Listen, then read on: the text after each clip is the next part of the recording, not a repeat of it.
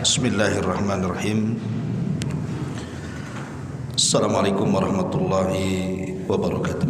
Waalaikumsalam. Alhamdulillah, wassalatu wassalamu ala rasulillah wa ala alihi wa sahbihi wa mawalah wa la hawla wa la quwwata illa billahi wa ba'du. Alhamdulillah, segala puja dan puji hanya milik Allah subhanahu wa ta'ala. Salawat dan juga salam senantiasa kita haturkan kepada Rasul kita Nabi besar Muhammad sallallahu alaihi wa ala alihi wasallam. Alhamdulillah, di malam hari ini kita bisa duduk kembali di Masjid Al-Fajri. Dan tema yang kita akan bahas di malam hari ini, tema seputar amalan harian. Ada 3 zikir yang tidak boleh lepas pada lisan kita untuk diucapkan setiap hari. Karena zikir ini berkaitan dengan 3 perkara. Pertama, untuk mendawamkan nikmat, supaya nikmat yang Allah subhanahu wa ta'ala anugerahkan itu senantiasa dijaga dan ditambah. Yang kedua, untuk menambah rizki bagi yang mungkin lambat rizkinya, maka Allah subhanahu wa ta'ala akan segerakan rizkinya. Dan yang ketiga, bicara soal musibah, supaya kita dijauhkan dan dihindarkan dari musibah. Makanya 3 zikir ringan ini terkadang malas kita mengucapkannya, padahal di balik 3 zikir ini luar biasa keutamaannya. Ma'asyiral muslimin yang dimuliakan Allah azza wa jalla, apa saja zikir itu? Dahulu ada ulama salaf namanya Ja'far ibn Muhammad ibn Ali ibn Husain, atau dikenal dengan Ja'far as-Sadiq. Dia putra daripada Muhammad ibn Ali, atau dikenal dengan Zainul Abidin. Dan dia adalah putra daripada Husain, dan Husain putra daripada Ali, dan Ali putra daripada Abi Talib. Artinya silsilah ahlul bait. Ja'far ibn Muhammad ibn Ali ibn Husain ini, dia punya murid, seorang ulama besar namanya Sufyan Ats-Tsauri rahimahullahu ta'ala. Dan dia adalah sayyidut tabi'in, pemimpinnya para tabi'in. Satu hari Sufyan Ats-Tsauri rahimahullahu ta'ala sedang duduk bersama gurunya Ja'far ibn Muhammad ibn Ali ibn Husain ini. Layaknya seorang murid kepada gurunya, maka Sufyan Ats-Tsauri rahimahullahu ta'ala mengatakan, la aqum hatta tuhaddithuni, saya tidak akan pergi dari tempat ini sampai engkau wahai guruku memberikan nasihat kepadaku.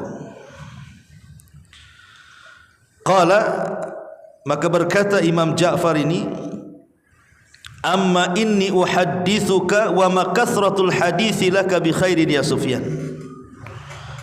Ya Sufyan, bukankah aku telah banyak memberikan nasihat-nasihat kepadamu, nasihat-nasihat kebaikan, kurang cukupkah itu? Maka kemudian Ja'far ibn Muhammad ibn Ali al-Husain ini mengatakan kepada Sufyan Ats-Tsauri rahimahullahu ta'ala, memberikan 3 nasihat. Idza an'ama Allahu 'alaika bi ni'matin fa ahbabta baqa'aha wa dawamaha fa aktsir minal hamdi wasyukri 'alaiha. Apabila Allah Subhanahu wa taala memberikan nikmat kepadamu dan engkau berkehendak nikmat itu terus ada dan terus bertambah, maka perbanyak memuji Allah Subhanahu wa taala dan bersyukur. Artinya ucapkan alhamdulillah. Fa inna Allah azza wa jalla, karena Allah Subhanahu wa taala berfirman, la in syakartum la azidannakum wa la in kafartum inna adzabi lasyadid. Kalau engkau melakukan syukur, mengucapkan banyak kalimat alhamdulillah setiap mendapatkan nikmat, maka kau akan tambah nikmat kalian. Tapi kalau kalian kufur, maka azabku sangat pedih untuk kalian. Jadi yang pertama, zikir yang pertama, nasihat Ja'far ibn Muhammad ibn Ali kepada Sufyan Ats-Tsauri, perbanyak ucapkan alhamdulillah. Ini yang pertama. Kemudian yang kedua, kata beliau, wa idza istabta'ta rizqa, kalau seandainya Allah takdirkan rizkimu lambat, kerja ini, dagang ini bangkrut, dagang itu enggak maju, usaha ini gulung tikar, lambat, maka kata Ja'far ibn Muhammad kepada Sufyan, fa aktsir minal istighfar, perbanyak ucapan astaghfirullah. Jadi kalau antum berniaga, berdagang, lisannya itu jangan lepas dari kalimat astaghfirullah, astaghfirullah, sambil jualan begitu. Fa innallaha azza wa jalla, karena Allah Subhanahu wa taala berfirman di dalam Al-Qur'anul Karim, faqultu astaghfiru rabbakum innahu kana ghaffara yursilis samaa 'alaikum midrara wa yumdidkum bi amwali wa banin wa yaj'al lakum jannatin wa yaj'al lakum anhara. Surah Nuh ayat 10 sampai 12. Kukatakan kepada kalian, perbanyaklah istighfar kepada Rabb kalian, karena Dia zat yang Maha Pengampun. Dengan sebab istighfar itu Allah akan hujani kalian, dan Allah akan tambah harta dan keturunan kalian, dan Allah jadikan taman-taman yang rindang, dan Allah jadikan sungai-sungai yang bermanfaat untuk kalian. Lihat kata Allah, wa yumdidkum bi amwali wa banin, Allah perbanyak harta kalian kalau memperbanyak istighfar. Berarti zikir yang kedua, perbanyak ucapan astaghfirullah. Ini yang kedua. Kemudian yang ketiga, kata Ja'far ibn Muhammad ibn Ali ibn Husain kepada Sufyan Ats-Tsauri rahimahullahu taala, ya Sufyan, idza hazabaka amrun min sultanin aw ghairihi, apabila engkau tertimpa musibah yang sangat besar. Hazabahu amrun itu maksudnya perkara yang memberatkan bagi kehidupan kita, ditimpa berbagai macam musibah, entah musibah kesehatan, entah musibah ekonomi, entah musibah dizalimi, disakiti, dan begitu seterusnya, baik dari penguasa yang menekan kita atau yang lainnya. Fa aktsir, maka perbanyaklah oleh engkau wahai Sufyan, ucapkan la haula wala quwwata illa billah, tidak ada daya dan kekuatan kecuali milik Allah. Fa innaha miftahul faraji wa kanzun min kunuzil jannati, karena la haula wala quwwata illa billah adalah kunci untuk membuka setiap kesulitan, dan dia adalah simpanan-simpanan surga. Berarti yang ketiga ucapan la haula wala quwata illa billah. Yang pertama alhamdulillah. Yang kedua astaghfirullah. Yang ketiga la haula wala quwata illa billah. Wa qala, kemudian berkata Imam Sufyan Ats-Tsauri, thalathun wa ayyu thalathin. Alangkah indahnya, alangkah agungnya tiga perkara ini. Maka kata Imam Ja'far ibn Muhammad ibn Ali ibn Husain, dia mengatakan aqalaha wallahi Abu Abdillah waliyanfa'ahu Allahu biha wa bihi. Sungguh Sufyan telah cerdas, paham dengan kata-kataku, katanya. Semoga Allah memberikan manfaat dengan kalimat-kalimat itu.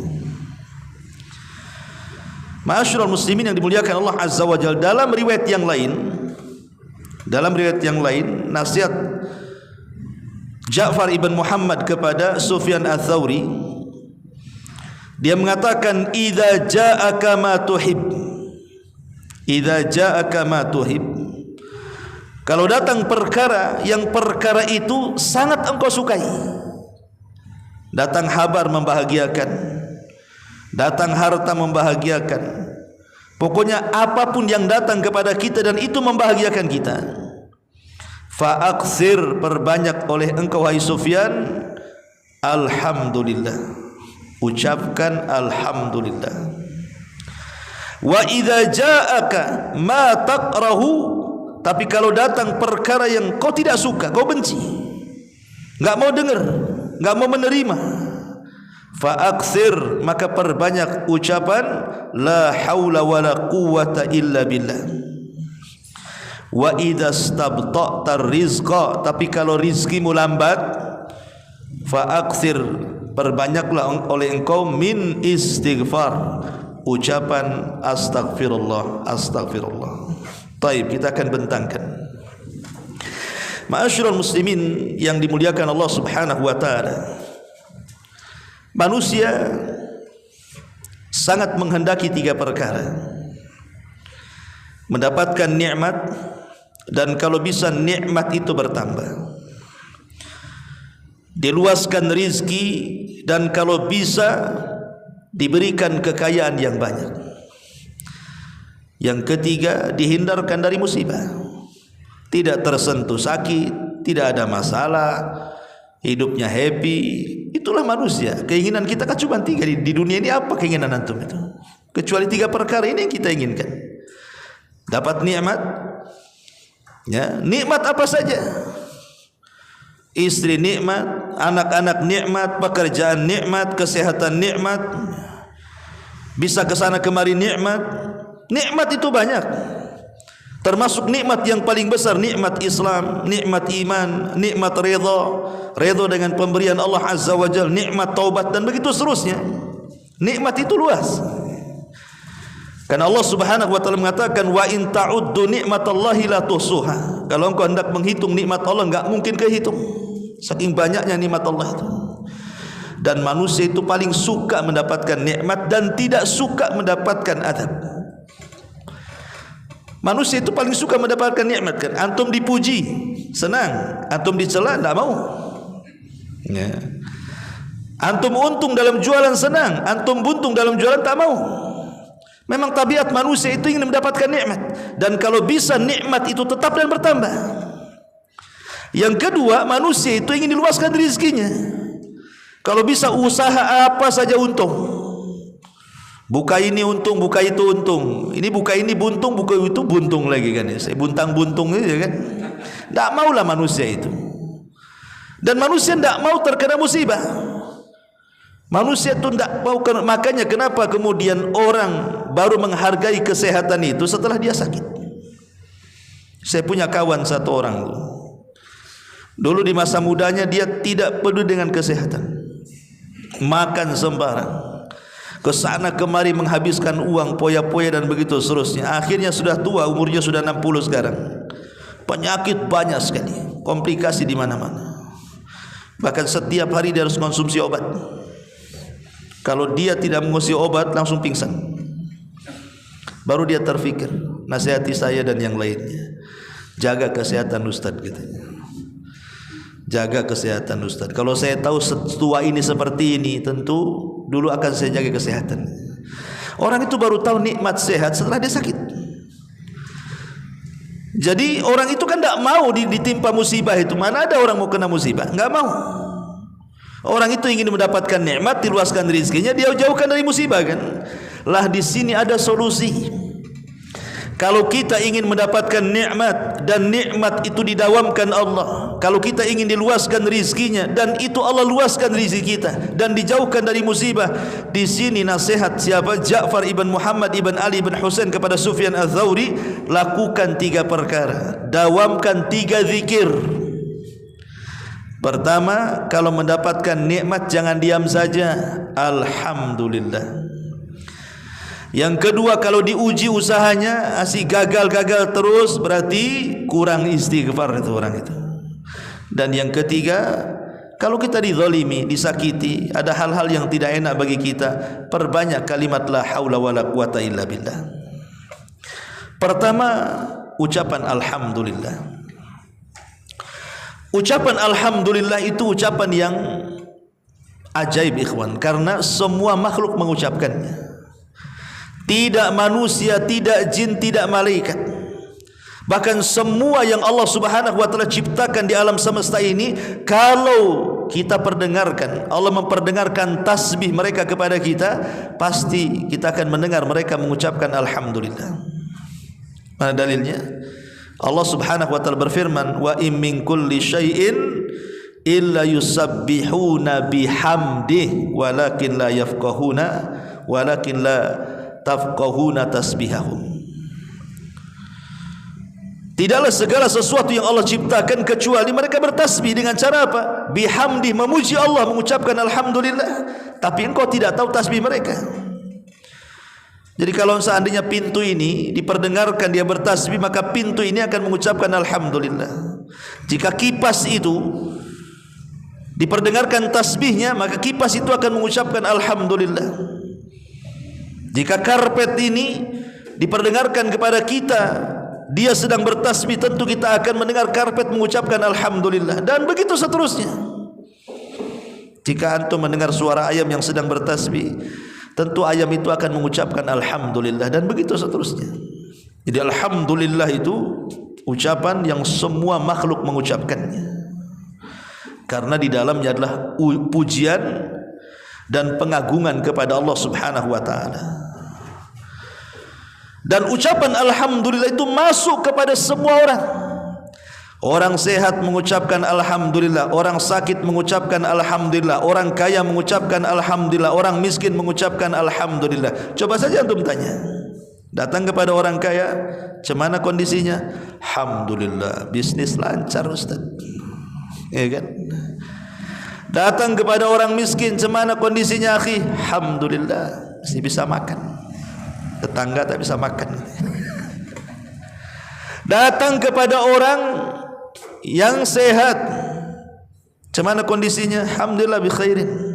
Sehat, olahraga, alhamdulillah. Datang kepada orang sakit, "Cemana kondisinya akhi?" "Alhamdulillah, masih hidup. Kemarin stroke mati." Kan gitu. Ucapan alhamdulillah ini dia masuk kepada semuanya. Dan ajaibnya adalah apa kata Hasan Al-Basri rahimahullahu taala? Dia mengatakan, "Ma min rajulin yara ni'matallahi alaihi fayaqulu alhamdulillahi alladhi bi ni'matihi tatimmus salihat illa aghnahu Allahu wa zadahu min fadli." Apa kata Imam Hasan Al-Basri rahimahullahu taala? Tidaklah seseorang ketika dia melihat nikmat Allah Subhanahu wa taala yang sampai kepadanya, dia pun mengucapkan alhamdulillah.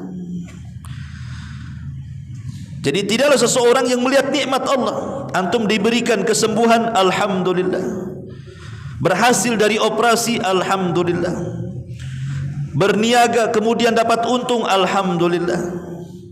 Apalagi kalau kita pandai ini bersyukur, ikhwatu fiddin, muliakan Allah Subhanahu wa taala, ketika kita mendapatkan nikmat kemudian kita katakan alhamdulillahilladzi bi ni'matihi tatimmus shalihat.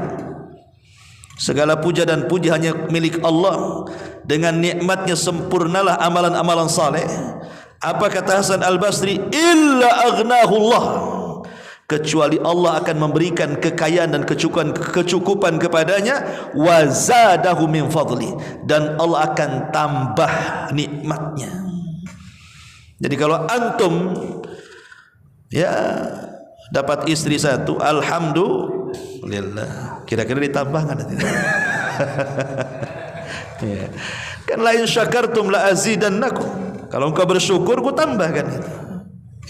Amin. Bapak-bapak yang di atas, inna lillahi wa inna ilaihi rajiun, yang di atas, yang ibu-ibu ya. Taib. Intinya bahwa lihat bagaimana Hasan Al-Basri mengatakan, kalau seseorang itu mendapatkan nikmat dari Allah, maka ucapkan alhamdulillah. Alhamdulillahilladzi bi ni'matihi tatimmu shalihat. Maka Allah akan cukupkan kehidupan kita dan Allah akan tambah nikmatnya. La in syakartum la azidannakum. Karena kalimat alhamdulillah ini kalimat yang mulia. Al-Quran dimulai dengan kalimat alhamdulillah, karena surah Al-Fatihah itu ayat yang pertama alhamdulillah. Bismillah itu bukan bagian daripada Al-Fatihah, kecuali dalam mazhab Syafi'i. Kemudian juga alhamdulillah kalimat yang dicintai Allah. Bagaimana tidak dicintai Allah? Kalimat itu pujian, antum aja dipuji suka. Walillahi masalul a'la. Maka Allah lebih utama lagi kalau kita mengucapkan alhamdulillah, Allah suka tuh. Bahkan kalimat alhamdulillah dianjurkan dibaca pada banyak tempat. Apabila antum melihat ada orang yang kecelakaan, mungkin akalnya kurang, gila lah dia. Ketika antum melihat orang gila, antum katakan apa? Alhamdulillah, bahwa aku tidak gila seperti dia. Ya. Ketika ada orang kecelakaan, brak gitu depan antum, mati satunya pula cacat permanen, kita katakan alhamdulillah. Jangan kedengaran orang yang kecelakaan marah dia. Apa pula aku kecelakaan, kau bilang alhamdulillah. Maksudnya alhamdulillah, aku tidak kecelakaan seperti dia. Allah masih menjaga aku. Ya. Jadi kata Nabi SAW, man ra'a mubtalan, barang siapa yang melihat orang yang diuji, ditimpa musibah, faqala, dan dia mengatakan alhamdulillahilladzi afani mimma btalaka bihi wa faddalani ala katsiri mimman khalaqa tafdila illa ufiya min dzalikal bala. Kata Rasul, kalau kita melihat ada orang yang terkena musibah, kemudian kita katakan alhamdulillah, zat yang telah memberikan kesehatan kepadaku, ya, mimma btalaka bihi, di mana ujian tidak diberikan kepadaku dan justru kepada orang lain, dan telah memberikan keutamaan kepadaku dari kebanyakan manusia, kecuali orang ini akan dijauhkan dari bala. Jadi kalau antum melihat orang yang kena musibah, alhamdulillah saya tidak seperti dia, maka kita akan dijauhkan dari bala. Ya tentu juga setelah mengucapkan inna lillahi wa inna ilaihi rajiun. Kemudian juga disyariatkan ketika habis bersin, alhamdulillah. Kalau antum bersin alhamdulillah, kan begitu, maka dijawab yarhamukallah, karena bersin itu menghilangkan penyakit. Alhamdulillah Allah berikan bersin. Kemudian juga dibaca setiap solat. Selepas antum solat ada zikir kan, baca alhamdulillah 33 kali. Kemudian juga dibaca setelah makan dan minum, antum membaca alhamdulillah. Bahkan ketika antum bangun dari tidur, antum pun juga mengatakan alhamdulillahilladzi ahyana ba'da ma amatana wa ilaihin nusyur. Alhamdulillah masih dihidupkan. Betapa banyak orang tidur gak hidup lagi. Ketika kita dibangunkan, alhamdulillah masih hidup. Ya, cubit dulu, masih sakit, masih hidup berarti. Masih bisa beramal lagi maksudnya. Kemudian juga alhamdulillah dibaca ketika hendak tidur. Ma'asyiral muslimin, sampai Umar ibn Khattab radhiyallahu an, apabila dia masuk pasar, kemudian dia mengatakan fala yalqu ahadan min ashabihi illa wa yas'aluhu. Umar itu kalau masuk pasar tidak ada satupun orang di pasar kecuali ditanya, kaifa haluk, bagaimana kondisimu? Maka semua yang ditanya seperti itu akan mengucapkan alhamdulillah, kan begitu. Kata Umar, ini yang aku mau, engkau mengucapkan kalimat itu.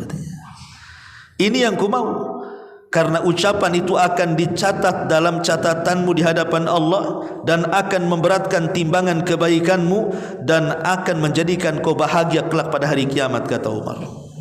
Tuktab fi sahifatika wa tudha fi mizani hasanatika fatafrahu biha yaumal qiyamah. Kalau engkau mengucapkan kalimat itu, kata Umar, itu adalah kalimat terbaik dalam catatanmu, dan itu yang bisa memberatkan timbangan di hadapan Allah, dan engkau akan bahagia dengan kalimat itu. Makanya Abdullah ibn Abbas radhiyallahu anhuma meriwayatkan sebuah hadis, walaupun sebagian ulama mendhaifkan riwayat ini, tapi ada juga yang mensahihkan karena hadis ini sahih ala syarti Muslim. Awal ma yud'a ilal jannati alladina yahmadullaha fi sarra'i wal dharra. Manusia yang pertama kali dipanggil masuk surga. Jadi ketika manusia berjubel di pintu-pintu surga itu, maka Rasulullah SAW orang yang pertama kali masuk ke dalam surga, dan dia membuka pintu surga. Maka dari manusia yang berada di luar surga itu, yang pertama kali dipanggil untuk masuk ke dalam surga adalah orang yang banyak memuji Allah, baik dalam kesendirian ataupun dalam terang-terangan. Banyak mengucapkan alhamdulillah, alhamdulillah, alhamdulillah. Ma'asyiral muslimin yang dimuliakan Allah Subhanahu wa taala. Dari sini kata Imam Ibnul Qayyim rahimahullahu taala, apa kata beliau dalam kitabnya Jala'ul Afham? Wa ummati Rasulillah sallallahu alaihi wasallam humul hammadun yahmaduna Allah ala sarra'i wa dharra, wa salatu ummatihi muftatahatun bilhamdi, wa khutbatuhu muftatahatun bilhamdi, wa kitabatuhu muftatahatun bilhamdi, wa biyadihi lewa'ul hamdi yaumal qiyamah, wa lamma yasjudu baina yaday rabbih lisyafa'ati wa yu'dhan lahu fiha yahmadu rabbahu bimahamidi yaftahuha alaihi hina idzin. Apa kata Imam Ibnul Qayyim rahimahullahu taala? Umat Muhammad adalah umat yang banyak memuji Allah. Jadi umat Rasul adalah umat yang banyak memuji Allah. Mereka memuji Allah baik dalam kondisi senang ataupun susah. Dan solat umatnya, maksudnya solat 5 waktu, dimulai dengan kalimat alhamdulillah dalam doa iftitah, ya. Dan setiap khutbahnya juga dimulai dengan alhamdulillah, innal hamdalillah.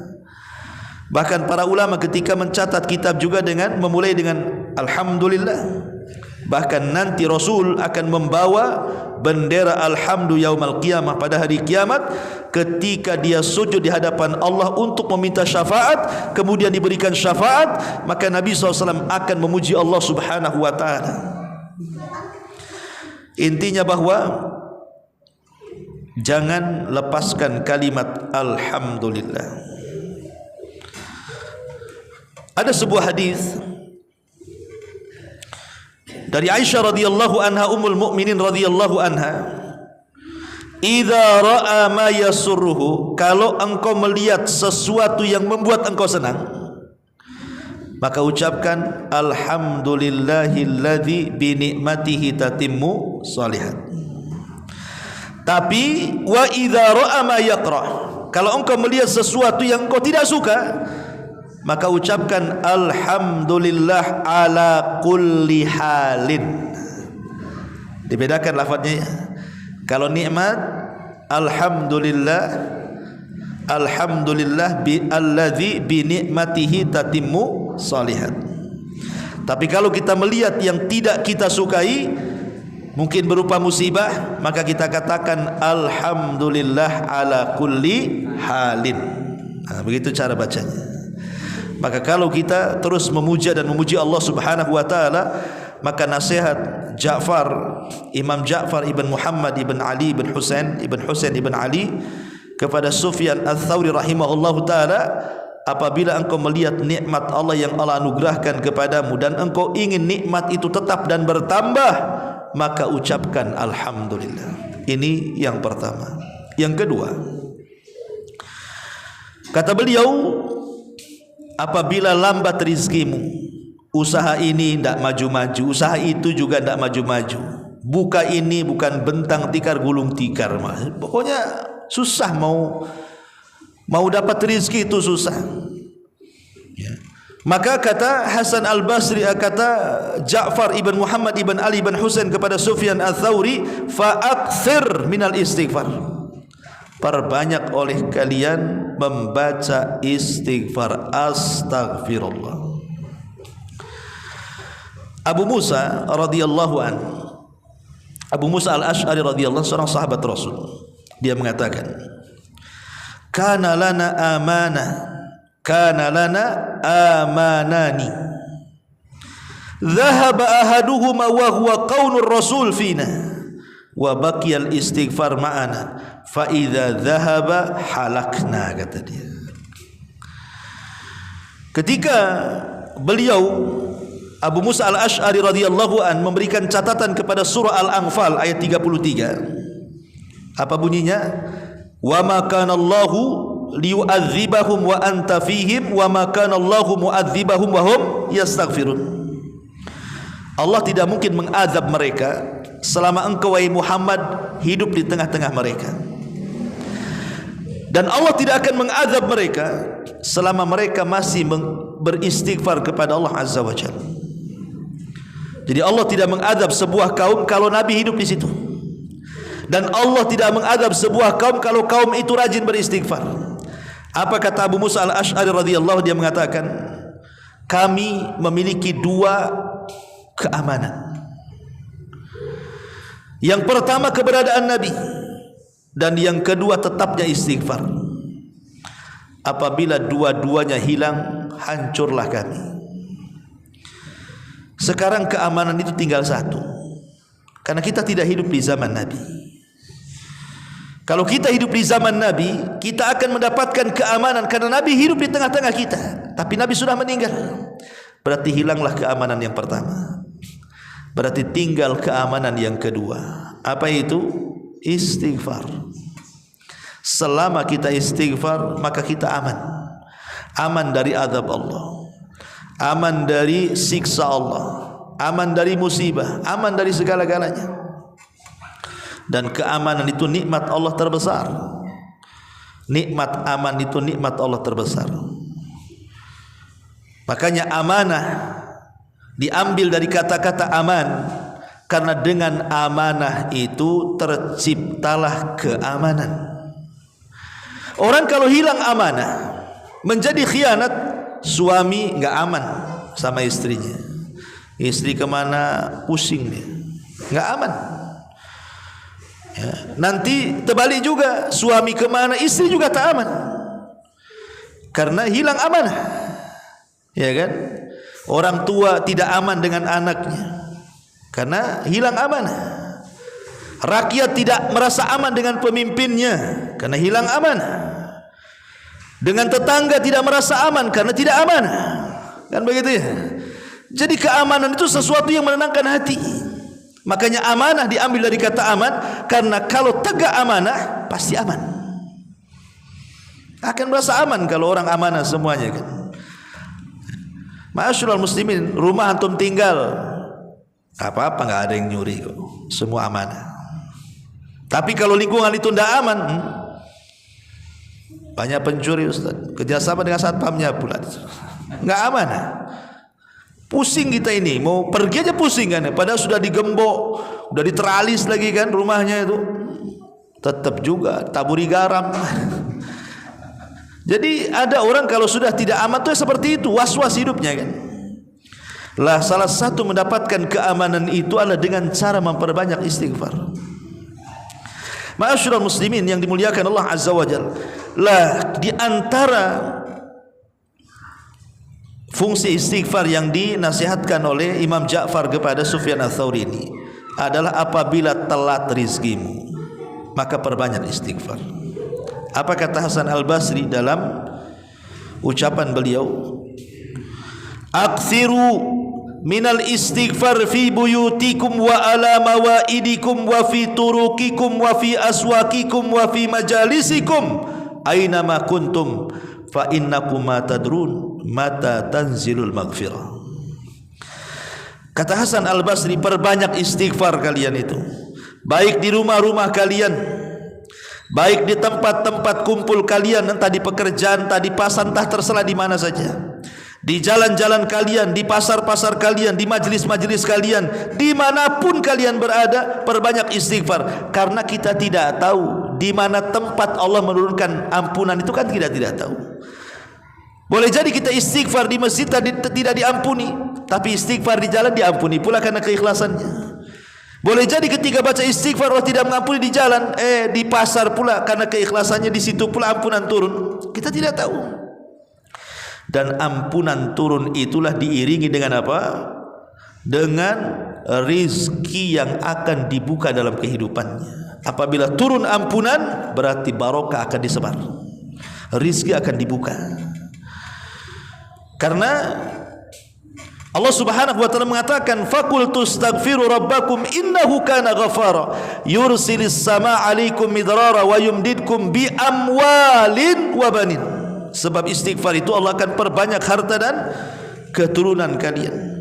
Makanya dalam hadis yang sahih yang dikeluarkan Imam Abi Dawud, Rasul mengatakan, man lazimal istighfar ja'alallahu min kulli dhiqin makhraja wa bi kulli hammin faraja wa yarzuquhu Allahu min haitsu la yahtasib.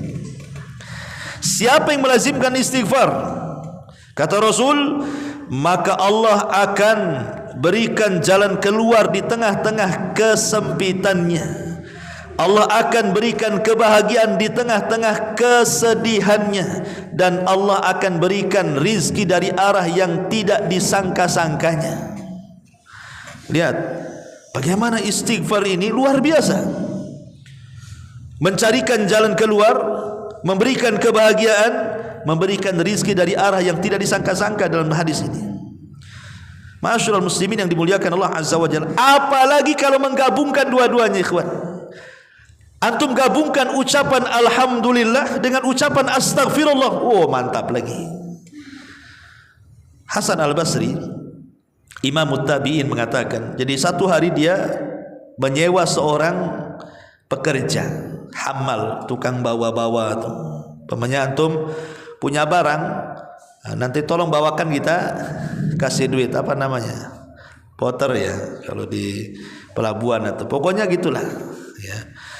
Jadi kata Hasan Al-Basri rahimahullahu taala, ketika pekerjanya ini membawakan barang dia dari pasar ke rumahnya dan dia di sampingnya sambil jalan, maka Hasan Al-Basri mendengar ini yang membawa barang ini selalu mengucapkan alhamdulillah astaghfirullah, alhamdulillah astaghfirullah, alhamdulillah astaghfirullah, dari pasar sampai rumah, enggak berhenti ya. Jadi Imam Hasan Al-Basri ini heran, kemudian bertanya kepada orang ini, kenapa engkau mengucapkan dua zikir itu, alhamdulillah astaghfirullah, alhamdulillah astaghfirullah ya.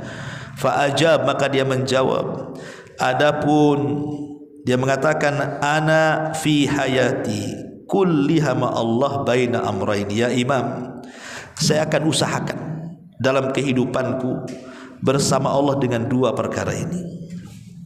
Dia mengatakan kepada Imam Hasan Al-Basri, ya Imam, saya sudah bernazar dalam hidupku, tidak mungkin aku lepas dalam hidupku dengan dua perkara ini, alhamdulillah dan astaghfirullah. Kenapa? Ni'matun lillahi alayya tastahiqqu minni alhamdu wa taqsirun fi haqqi rabbi yastahiqul istighfar. Kenapa demikian? Karena kau tahu wahai imam, Allah sudah banyak memberikan nikmat kepadaku, banyak sekali.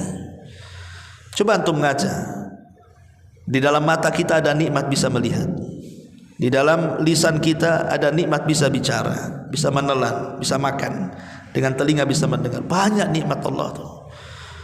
Dan aku tidak bisa membalas nikmat itu kecuali dengan syukur. Makanya aku ucapkan alhamdulillah. Tetapi dengan banyaknya nikmat yang Allah berikan kepadaku, aku tahu diri, aku ini masih kurang untuk bersyukur. Boleh jadi banyak larangan-larangan yang dilanggar. Makanya aku perbanyak astagfirullah. Makanya aku ucapkan alhamdulillah astagfirullah, alhamdulillah astagfirullah. Kan enak tuh. Satu sisi alhamdulillah karena bersyukur akan nikmat yang Allah berikan kepada kita, karena kebaikan Allah berikan nikmat sementara kita ini tidak bisa membalasnya. Dan banyak pula larangan-larangan yang dilanggar kita. Dengan apa caranya coba? Perbanyak istighfar. Makanya Nabi SAW setiap hari mengucapkan astaghfirullahaladzim itu sampai 70 sampai 100 kali itu. Artinya mengucapkan astaghfirullah itu tidak mesti harus kita punya dosa, tidak. Membiasakan bertobat gitu maksudnya. Ma'asyiral muslimin yang dimuliakan Allah Subhanahu wa taala. Jadi nasihatkan seperti itu karena ini bisa membuka rizki. Ya, antum yang baru buka usaha atau sudah lama usahanya, ya kan, dan supaya rizkinya terus dilapangkan, dibanyakkan, diluaskan, maka terus sambil jualan, sambil dagang, sambil usaha, lisannya mengucapkan alhamdulillah astagfirullah. Ini yang kedua. Yang ketiga dan yang terakhir, di mana Ja'far ibn Muhammad ibn Ali ibn Husain menasihati Sufyan ats-Tsauri rahimahullahu taala, idza hazabaka amrun min sultanin aw ghairihi. Kalau ada masalah berat bagi hidupmu, kau ditekan dengan penguasa, kau disakiti orang lain, banyak ujian yang menimpamu, macam-macam pokoknya, entah kesehatan, entah ekonomi, entah keluarga, pokoknya banyaklah ujian. Fa'akthir min la haula wala quwata illa billah. Perbanyak ucapan la haula wala quwata illa billah. Tidak ada daya dan kekuatan kecuali hanya milik Allah. Kenapa? Kalimat ini ikhwan adalah kalimat yang Abi Darda radhiyallahu an senantiasa diperintah Rasul untuk membacanya setiap hari. Kata Abi Darda radhiyallahu an, amarani khalili bisab'in. Kekasihku maksudnya Nabi telah berwasiat kepadaku untuk tidak meninggalkan 7 perkara. Apa itu? Hubbul masakin, mencintai orang miskin. Kemudian melihat ke bawah, jangan melihat ke atas. Capek melihat ke atas itu. Ya kan, pegal kan kalau melihat ke atas kan. Lihat ke bawah. Ya. Kemudian yang ketiga, untuk bersilaturahim, walaupun orang yang kita silaturahim dia pergi meninggalkan kita. Kemudian yang keempat, jangan meminta-minta. Kemudian yang kelima, mengatakan yang hak walaupun pahit rasanya. Kemudian yang keenam, jangan takut celaan kecuali kepada Allah. Kemudian yang ketujuh, yang terakhir, wa amarani an ukthira min qawli la haula wala quwata illa billah fa innahunna min kanzi tahtil arsy. Dan Rasul memerintahkan untuk terus membaca la haula wala quwata illa billah karena itu adalah simpanan yang ada di bawah arsy Allah Subhanahu wa taala, alias simpanan surga. Kenapa kalimat ini kalimat ajaib ikhwan, la haula wala quwata illa billah ini? Bahkan kalau kita mendawamkan kalimat ini, orang sakit pun bisa sembuh. Orang sakit bisa sembuh. Ini obat loh, ucapkan kalimat la ilaha illallah itu. Orang malas jadi semangat. Ya. Kemudian orang yang kalah perang bisa jadi menang. Kemudian orang yang ahli maksiat akhirnya berubah menjadi taat.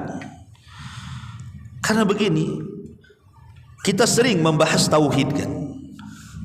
Bahkan di antara kita mungkin pernah belajar kitab tauhid, entah usul salasa, entah qawaidul arba, pokoknya kitab-kitab tauhid lah. Kitab-kitab tauhid yang dipelajari oleh ustadz-ustadz kita ini itu sebenarnya teori. Kebanyakan bicara masalah teori. Oh, tauhid terbagi 3, rububiyah, uluhiyah, asma sifat. Uluhiyah ini, rububiyah ini, asma sifat ini. Kemudian mentafsirkan la ilaha illallah. La ilaha illallah itu ada syarat-syaratnya 1, 2, 3. Ini kan teori, pengetahuan, teori kan. Tetapi ketika antum mengucapkan kalimat la haula wala quwata illa billah, ini namanya praktek. Antum sedang mempraktekkan tauhid. Ketika antum kemudian terus lisannya tidak lepas dengan kata-kata la haula wala quwata illa billah, artinya anda sedang mempraktekkan tauhid. Ya. Dengan lisan kita sedang mempraktikkan tauhid, dan dengan hati kita sedang mempraktikkan tauhid yang berupa afdalut tauhid at-tawakkul, tawakal. Karena kalimat la haula wala quwata illa ini gabungan dari 2 kata. Iyyaka na'bud, iyyaka nasta'in, iyyaka na'bud, dan juga ucapan Nabi Allah Ibrahim alaihi salatu wasalam, hasbunallahu wa ni'mal wakil. Satu sisi kita menyandarkan ubudiyah kita kepada Allah, bahwa tidak ada daya dan kekuatan kecuali milik Allah, tauhid. Tapi sisi lain kita mengakui bahwa memang tidak ada tempat berlindung, tidak ada tempat pertolongan, tidak ada tempat bersandar kecuali kepada Allah. Siapa lagi? Karena kalimat ini adalah kalimat yang bisa merubah segalanya, dari yang lemah kepada yang kuat, dari yang tadinya sulit untuk melakukan ketaatan karena gemar maksiat akhirnya jadi taat, dari malas ke semangat, dari kalah ke menang, dari macam-macam, karena tidak ada daya dan kekuatan kecuali milik Allah Subhanahu wa taala. Makanya ada seorang syekh bercerita, ikhwan, ada seorang syekh bercerita di Riyadh. Jadi ada seorang tujar di Riyadh itu, seorang pedagang, dulunya sukses, ya, pedagang sukses. Allah takdirkan pedagang ini bangkrut, bangkrut-bangkrutnya, habis modalnya, hutang di mana-mana. Akhirnya kepikiran, sakit pula dia. Kan begitu orang yang bangkrut, stres, akhirnya kemudian sampai kepada sakit. Kemudian dia datang kepada salah satu masyayikh, kepada salah satu ulama yang ada di sana, meminta nasihat gitu ya. Apa yang harus dia lakukan, amalan apa yang harus dia amalkan. Datanglah dia kepada salah satu ulama.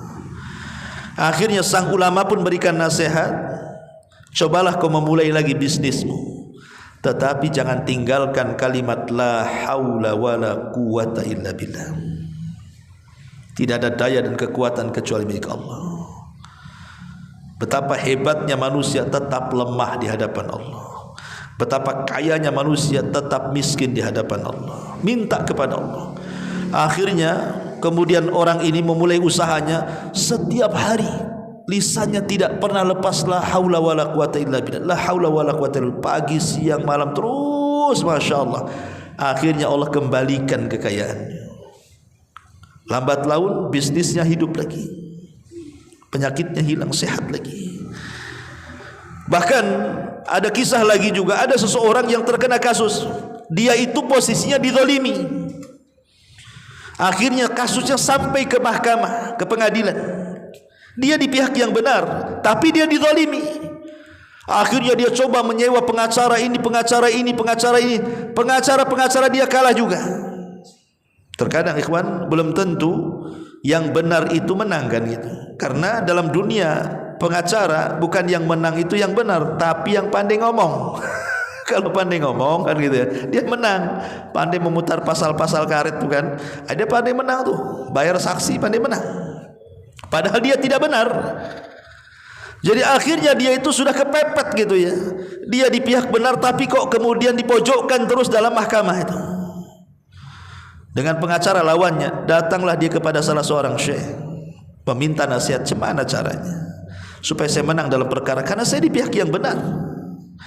Maka syekh itu atau ulama, sang ulama pun memberikan nasihat, perbanyaklah ucapkan la haula wala quwata illa billah. Ingat, sehebat apapun hakim tetaplah hakim. Dia manusia, dia lemah. Allah jauh lebih kuat dibandingkan dia. Betapa hebatnya sang pengacara, ngomong sana sini, tetaplah dia manusia, dia makhluk yang lemah. Allah lah yang kuat. Perbanyak kalimat la haula wala quwata illa billah. Akhirnya dia terus membaca sampai setiap persidangan, akhirnya datang keajaiban. Allah singkap siapa yang benar, siapa yang salah. Kekuatan siapa yang menyingkap itu kalau bukan kekuatan Allah? Itulah la haula wala quwata illa billah. Makanya kalimat ini dianjurkan dibaca di banyak tempat karena saking agungnya. Seperti kalau antum keluar dari rumah, antum membaca bismillahi tawakkaltu 'ala Allah la haula wala quwata illa billah. Kalau antum baca seperti itu, kata Rasul, hudita wa kufita wa wukita fatatanaha lahu syayatin, katanya. Engkau akan dicukupi rizkinya hari itu. Engkau akan diberikan hidayah. Engkau akan dijaga. Setan enggak akan menyentuhmu. Ya. Ya. Kemudian juga dibaca ketika bangun dari malam hari. Sebagaimana hadis Nabi sallallahu alaihi wasallam, beliau mengajarkan doa la ilaha illallah wahdahu la syarikalah, lahul mulku wa lahul hamdu wa huwa ala kulli syai'in qadir, alhamdulillah wa subhanallah wa la ilaha illallah wallahu akbar wa la haula wa la quwata illa billah. Maka siapa yang membaca doa ini maka akan diampuni dosa-dosanya, kata Rasul. Terkadang juga dibaca ketika menghadapi lawan. Ya, tadi antum kalau melawan di persidangan, ya kan, antum ini ada kasus. Ini hari ini sidang nih, nanti jam 1 sidang. Dari malam tuh antum bacakan la haula wala quwata illa billah terus sampai ke persidangan. Ya, tidak ada daya kekuatan Allah yang berkuasa, bukan hakim, bukan pengacara, bukan saksi. Allah yang berkuasa. Boleh jadi sebab itu Allah bolak-balikan tuh hati si hakim itu. Yang tadi sudah disogok dibalikan sogokannya, bisa saja. Atau kepleset ngomong, kan enggak tahu, ya kan? Itu bisa kita gunakan untuk itu. Makanya yang semakna dengan kalimat ini adalah hasbunallahu wa ni'mal wakil, itu kan sama dengan la haula wala quwata illa billah. Dan itu yang diucapkan Nabi Ibrahim ketika dilempar kepada api, kan Allah selamatkan. Bahkan ketika mendengar azan hayya 'alas shalah hayya 'alal falah, kita juga mengucapkan la haula wala quwata illa billah. Bahkan ketika indal qurubat, antum ditimpa banyak masalah, banyak kesulitan, ya, tidak bisa keluar dari kesulitan itu, rasanya kiamat. Jangan diam saja, jangan mengeluh kepada manusia, apalagi mengeluh kepada Facebook dan juga TikTok, kan gitu. Keluhkan kepada Allah, perbanyak ucapan la haula wala quwata illa billah, karena dia adalah simpanan sorga. La haula wala quwata itu simpanan sorga. Bayangkan malaikat pemikul arsy. Siapa duluan yang diciptakan arsy atau malaikat pemikul arsy dulu? Allah ciptakan arsy. Arsy itu makhluk Allah yang paling besar. Setelah Allah ciptakan arsy, Allah ciptakan yang memikulnya malaikat. Setelah malaikat diciptakan, malaikat tengok arsy, mak besar kali, cemana saya ngiping-ikul, katanya. Tak mungkin ya Rabb, arsy sebesar ini kami pikul. Dan Allah ciptakan berapa? 8 malaikat pemikul arsy, kan? Dalam Quran disebutkan thamaniyah, 8. Semua 8 malaikat nyerah. Tak bisa ya Rabb, arsy ini terlampau besar, kami tidak kuat. Maka Allah mengatakan, katakan oleh kalian la haula wala quwata illa billah.